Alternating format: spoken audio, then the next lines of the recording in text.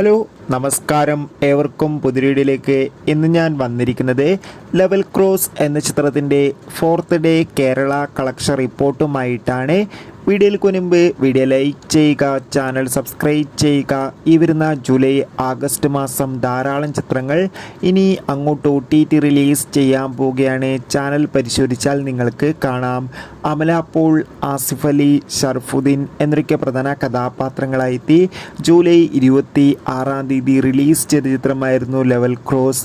ചിത്രത്തിന് ഒരു average, mixed, below average അഭിപ്രായം മാത്രമാണ് ഇപ്പോഴും പുറത്തുവന്നുകൊണ്ടിരിക്കുന്നത്.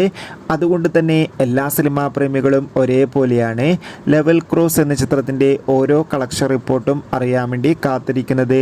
ചിത്രത്തിൻ്റെ കളക്ഷൻ അപ്ഡേഷൻ പ്രകാരം ചിത്രത്തിന് ഇന്ന് ഒരു ആവറേജ്, ബിലോ ആവറേജ് ബുക്കിംഗ് മാത്രമാണ് നടക്കുന്നത്.